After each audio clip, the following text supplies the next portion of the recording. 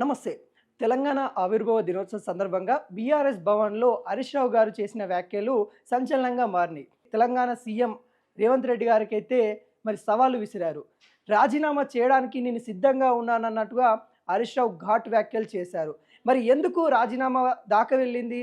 ఈరోజు పరేడ్ గ్రౌండ్‌లో రేవంత్ రెడ్డి గారు సీఎం హోదాలో తెలంగాణ ఆవిర్భావ దినోత్సవ సందర్భంగా సెలబ్రేషన్ చేస్తా ఉన్న నేపథ్యంలో తెలంగాణ సంబంధించిన అంశాలు మాట్లాడుతున్న తరుణంలో మహిళలకి సంబంధించిన పెద్దపీట వేస్తూ ఉన్నాము. తెలంగాణలో దాదాపుగా 21,000 కోట్ల రూపాయలు వడ్డీ లేని రుణాలు మహిళలకు ఇచ్చామన్నట్టు కూడా తను వ్యాఖ్యలు చేశారు.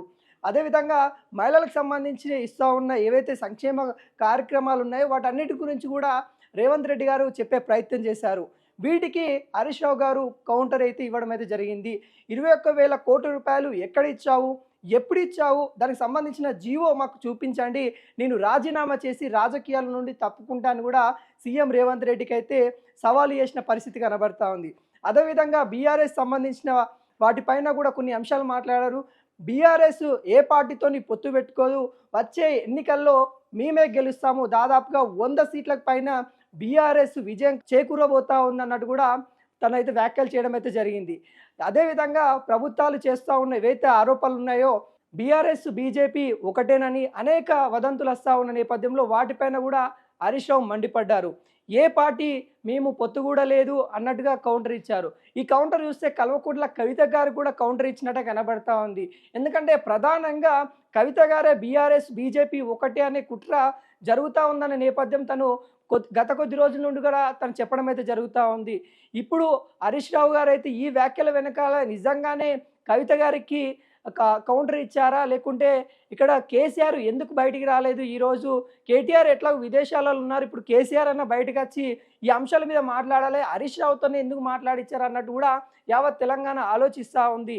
అంటే తర్వాత పార్టీ క్యాడర్ తర్వాత అంటే కేటీఆర్ తర్వాత హరీష్ రావు అన్నట్టుగా మనకైతే అక్కడ క్లియర్ కట్గా కనబడతా ఉంది.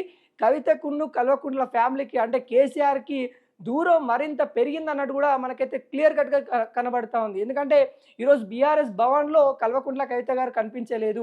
తనకు సంబంధించిన జాగృతికి సంబంధించిన ఆఫీసు కొత్తగా పెట్టుకుంది, అక్కడనే తను ఉండడం అయితే జరిగింది. అంటే ఈ విభేదాలు అనేది కల్వకుంట్ల ఫ్యామిలీలో తారస్థాయికి చేరిన అన్నట్టు కూడా కనబడతా ఉంది. ఈరోజు జూన్ 2 కాబట్టి మరి అధికారంలో ఉన్న కాంగ్రెస్ పార్టీని ప్రశ్నించాలి అన్నట్టుగా ఈరోజు ప్రెస్ ముంగడికైతే హరీష్ రావు అయితే రావడం అయితే జరిగింది. పలు అంశాల మీద తను ఘాటు వ్యాఖ్యలు అయితే చేయడం అయితే జరుగుతూ ఉంది. ఏదైతే యువ వికాస్ కావచ్చు, మిషన్ 2047 అనేది కూడా కాంగ్రెస్ గవర్నమెంట్ తీసుకొస్తా ఉందో వాటి మీద కూడా హరీష్ రావు కౌంటర్ ఇచ్చే పరిస్థితి అయితే నెలకొంది. అంటే ఈ సవాళ్ళు ఎంతవరకు ఎల్లనున్నాయి?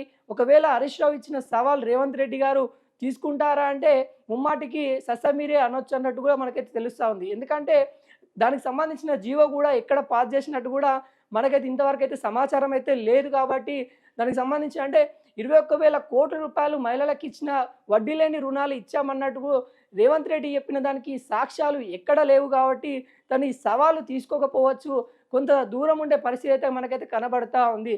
మరి వడ్డీ లేని రుణాలు ఇచ్చారా లేదా అని మనం ఆలోచిస్తే కొంత మేరకు ఇచ్చారు. వడ్డీ లేని మహిళలకైతే కొంతవరకైతే పరేడ్ గ్రౌండ్ వేదికలే ఉమెన్స్ డే సందర్భంగా మరి మహిళలందరినీ తీసుకొని వచ్చేసి వాళ్ళకి బస్సులకు సంబంధించి ఓనర్లను చేసే ప్రయత్నం చేస్తూ ఉన్నాము. దానికి సంబంధించి లోన్లు కూడా ఇస్తాము, వడ్డీ లేని రుణాలు కూడా ఇస్తాము అన్నట్టు కూడా రేవంత్ రెడ్డి చెప్పిన పరిస్థితి కనబడింది. కొంత మేరకి మరి ఇచ్చినట్టు కూడా తెలుస్తూ ఉంది. మరి పూర్తి స్థాయిలో ఏదైతే రేవంత్ రెడ్డి ఈరోజు పరేడ్ గ్రౌండ్లో చెప్పారో 21,000 కోట్ల రూపాయలు అంత మేరకైతే ప్రజల్లోకి చేరలేదు, కొంత మేరకే చేరాయి. మళ్ళీ దాంట్లో కొంత తప్పుడు సమాచారం ఉన్నట్టు కూడా మనకైతే క్లియర్ కట్గా తెలుస్తూ ఉంది. దాన్ని అదనంగా చేసుకొని ఈరోజు హరీష్ రావు కౌంటర్ ఇవ్వడం అయితే జరుగుతూ ఉంది. మరి హరీష్ రావు కౌంటర్ని ఏ విధంగా రేవంత్ రెడ్డి తీసుకుంటారో అనేది ముందు ముందు చూడబోవాలి.